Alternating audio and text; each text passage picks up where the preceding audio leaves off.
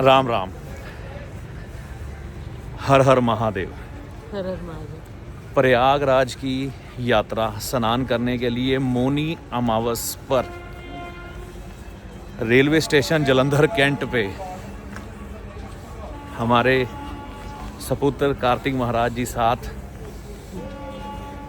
रात 3:45 पर ट्रेन थी जो जालंधर कैंट स्टेशन पर पहुंचनी थी, लेकिन धीरे धीरे करते 5.5 घंटे लेट हो गई। तो अभी फाइनली आने वाली है। 8 बजे का समय हो चुका है, 8:30 ट्रेन पहुंचेगी। तो इस यात्रा पर जा रहे हैं, मन में एक घबराहट भी है, जैसा सुनने को मिल रहा है कि बहुत ज़्यादा भीड़ रहेगी वहाँ पे।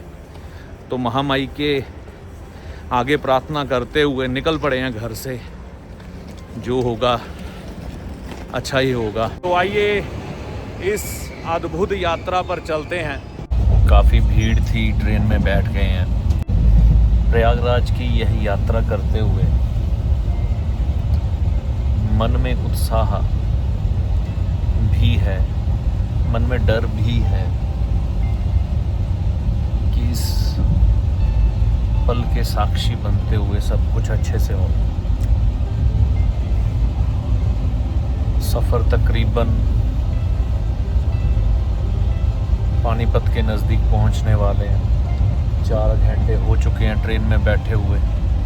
वैसे कोई ऐसे धक्का मुक्की का माहौल तो नहीं है, बड़े प्रेम से लोग सफ़र कर रहे हैं, कोई दिक्कत नहीं है। सब ईश्वर का नाम लेते हुए जा रहे हैं। कोई नाम ले रहा है, कोई भगवान का नाम कापी पे लिख रहा है, राम राम लिख रहे हैं। तो बड़ा धार्मिक सा माहौल है। तो यह यात्रा जो कि आध्यात्मिक है, केतु से संबंधित है, बृहस्पति से जुड़ी है, ईश्वर का नाम लेते हुए कर रहे हैं।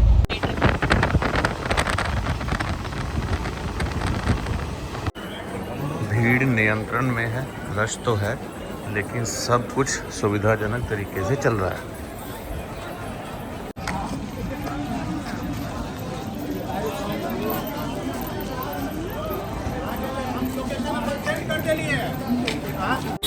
नाग वासुकी मंदिर के पास, मेला क्षेत्र के पास पहुंच गए हैं। तो ऐसी कोई दिक्कत नहीं है। मौनी अमावस का समय कल है, लेकिन अभी तक कोई दिक्कत तो नहीं हुई मुझे। ऑटो मिल गया था प्रयागराज वाया बक्सी बांध, और नाग वासुकी मंदिर के पास छोड़ दिया। 1.5 किलोमीटर पैदल चलना है और थोड़ी ही दूरी पे संगम मिल जाएगा। कोई ऐसी दिक्कत तो खास आई नहीं, बड़े आराम से सफ़र जा रहा है। बाकी देवता जी की, देवी जी की मर्जी है। जितने डरे हुए थे उतना कुछ भयभीत होने वाला मिला नहीं है। आगे मिले भी ना, सब कुछ बड़े प्रेम से घटित हो जाए। राम राम। आप देख सकते हैं सुबह सुबह जयकारे सुनने को मिल रहे हैं, उद्घोष हो रहा है।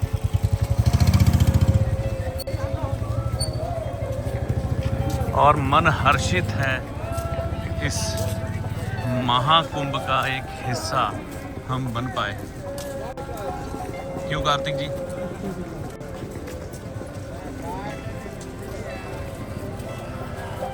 नाग वासुकी देवता मंदिर की तरफ जाते हुए देखिए, जब भी आप आए हैं ना अब कुंभ स्नान में, तो यहाँ पर ना पहले आज्ञा ज़रूर मांगिए। हर धार्मिक संस्थान के द्वारपाल होते हैं, तो द्वारपाल से प्रार्थना करते हुए कि हम त्रिवेणी स्नान, संगम स्नान, महाकुंभ स्नान करने के लिए आए हैं, तो हमें आज्ञा प्रदान करें। जैसे लेटे हनुमान जी हैं, नाग वासुकी देवता जी हैं, तो इनसे आज्ञा मांग के ही स्नान शुरू करें। वासुकी नाग देवता जी का मंदिर सामने। अभी सुबह का समय है तो अभी तो मंदिर बंद है। घाट की तरफ देखिए, एक बहुत बड़ी ना कन्फ्यूज़न है लोगों को कि संगम पे जाना है। यहाँ हमारे जो परिचित हैं उन्होंने बताया है कि त्रिवेणी में संगम होने के बाद गंगा मैया और यमुना मैया इकट्ठे होकर यहाँ से गुज़रती हैं। ये जो जगह है यह है सेक्टर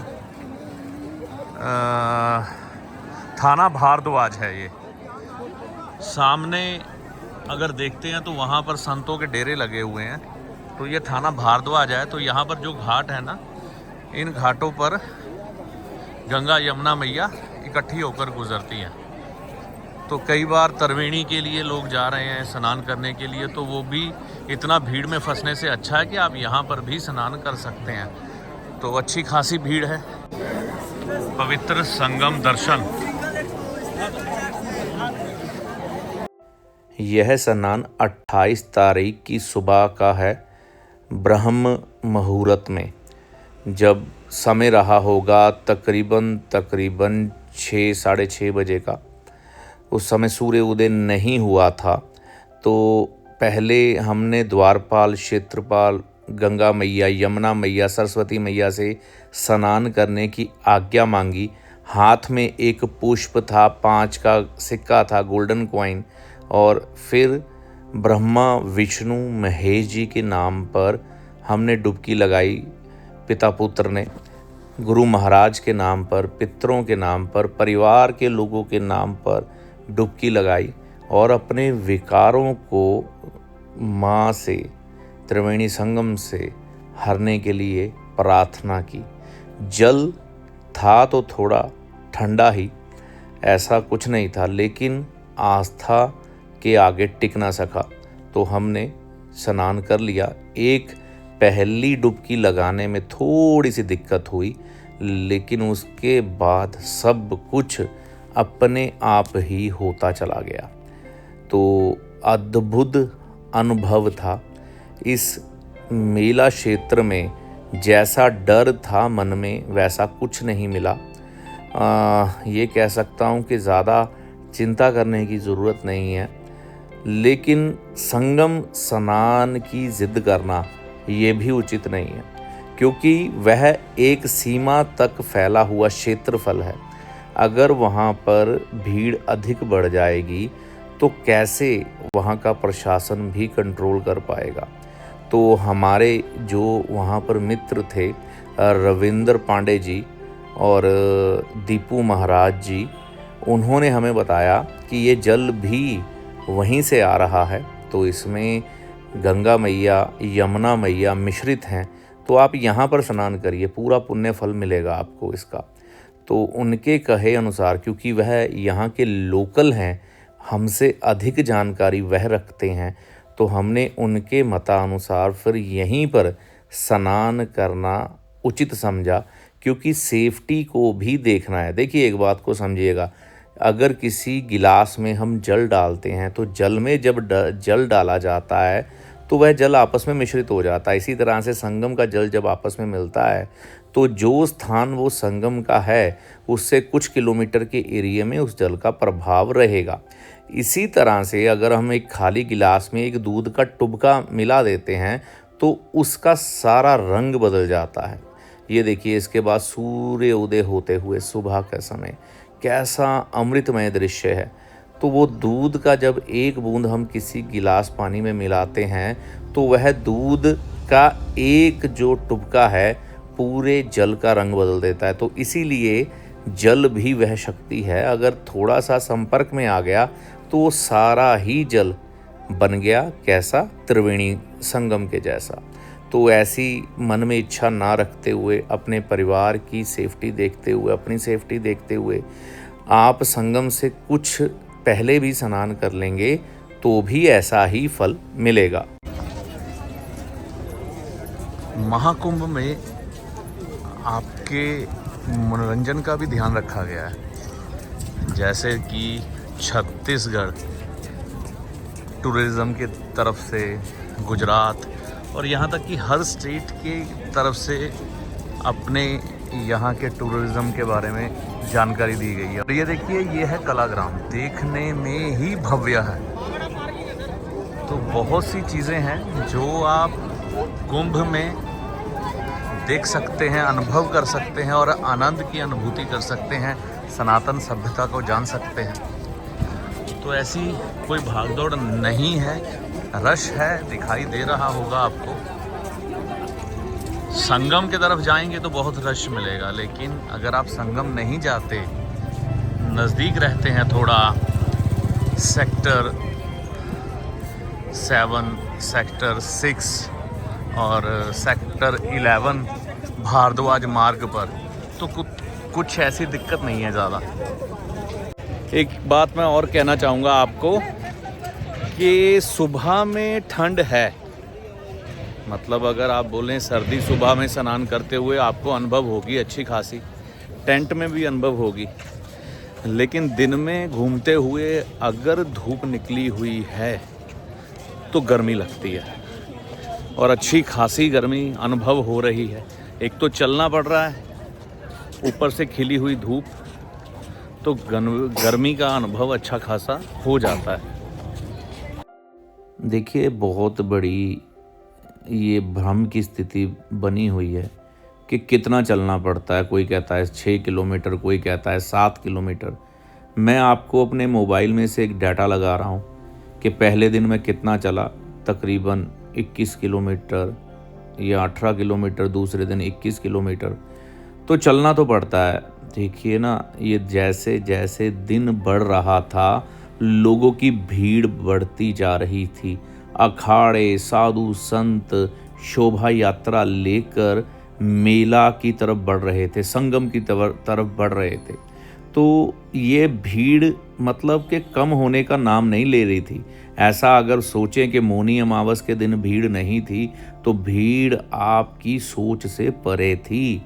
मतलब कि ये हमारे महाराज थे जो हमें गलियों से लेके गए। ये देखिए, ये गलियां हैं और आगे देखिए रोड है, वहाँ पर रश देखिए कितना ज़्यादा है। तो भीड़ तो थी वहाँ पर मेला क्षेत्र में।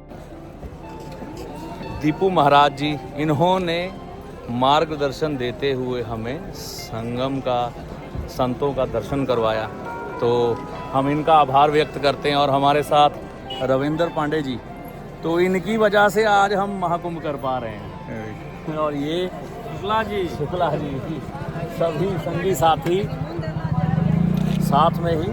दीपू महाराज जी जो कि कथावाचक हैं, व्यास गद्दी पर बैठकर भगवत कथा करते हैं।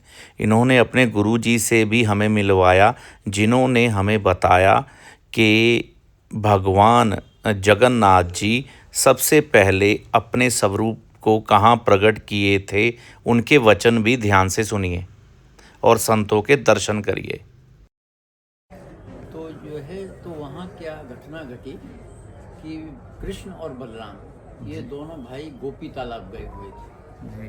वहाँ से करीब 30 किलोमीटर है गोपी तालाब। और यहाँ महारानी लोग भगवान का ब्रज लीला का वर्णन कर रही थी और रास रंग खेल रही थी। तो ननंद भौजाई के मजाक में उन्होंने सुभद्रा को भेज दिया, बोले तुम बाहर बैठो जाकर, और तुम्हारे भाई आए तो उनको भी अंदर मत आने देना जी। तो सुभद्रा बाहर गेट पर बैठी थी और कृष्ण बलराम जब गोपी तालाब से वापस लौट के आए तो देखा, तो बोला बहन तुम यहाँ बाहर कैसे बैठी हो? बोले भाई तुम भी दोनों, तो दोनों भाइयों को अगल बगल बैठा लिए जी। तो बोले अभी महारानी लोगों ने मना किया है कि तुम अंदर नहीं आने का, और हम लोग राहत खेल रहे हैं, तो हम और आप यहीं से आनंद लेंगे। तो ये बहन भाई तीनों वो ऐसे परम आनंद में डूब गए कि उनका ये स्वरूप जगन्नाथ स्वरूप बन गया जी। और नारद जी पधारे तो नारद जी ने देखा, बोले इनको तीनों को बहन भाई क्या हुआ जी। तो जय श्री राम नारायण ने बोला तो भगवान का ध्यान टूटा। बोले प्रभु कब पधारे? बोले प्रभु हम तो पधारे, लेकिन आप बहन भाई ये क्या कर रहे हैं? ये विचित्र स्वरूप है जी। ये स्वरूप धारण करने का क्या कारण है और कब इस स्वरूप का दर्शन होगा, किस नाम से पूजेगा जी। तो भगवान ने उसी स्वर्ण तीर्थ मंदिर पे बोला था कि ये स्वरूप हमारा कलयुग में उड़ीसापुरी में प्रकट होंगे, तब जगन्नाथ नाम से पूजेगा जी।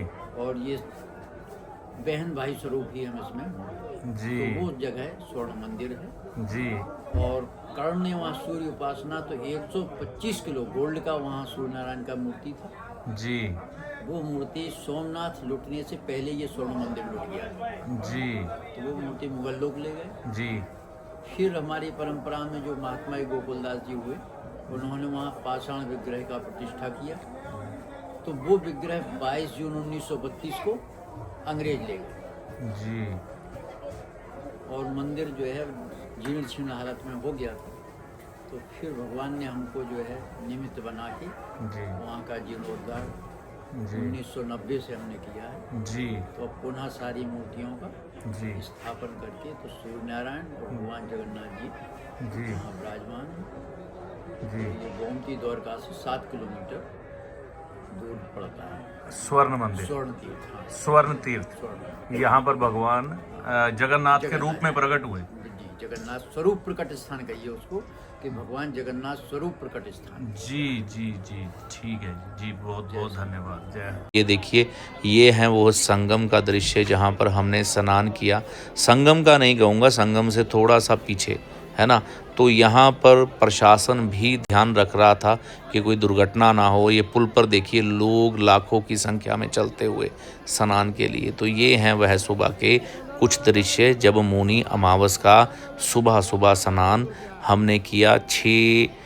7 बजकर मतलब 15 मिनट या 20 मिनट उस समय हो चुके थे। हम आभार व्यक्त करते हैं उन सभी लोगों का जिन्होंने हमें यह पुण्य यात्रा, तीर्थ यात्रा प्रयागराज महाकुंभ का स्नान करवाया। संतों की वाणी सुबह के समय सुनने में अमृत समान लग रही थी। आखिर में भारद्वाज ऋषि के बाहर से ही दर्शन किए और नागवासुकी देवता लेटे हुए हनुमान जी का मंदिर प्रशासन ने बंद करवा रखा था ताकि भागदौड़ ना मचे, भीड़ के द्वारा कोई दुर्घटना ना हो। स्टेशन पर पहुंचने के लिए थोड़ी सी दिक्कत हुई क्योंकि रश बहुत था। तो 10 किलोमीटर घूमने के बाद प्रशासन ने हमें स्टेशन पर पहुंचाया। अंत में यात्रा सुखद रही। जय तीर्थ राज प्रयागराज की जय हो, ब्रह्मदेव की जय हो, जय हो ब्रह्मा विष्णु महेश की जय माता दी।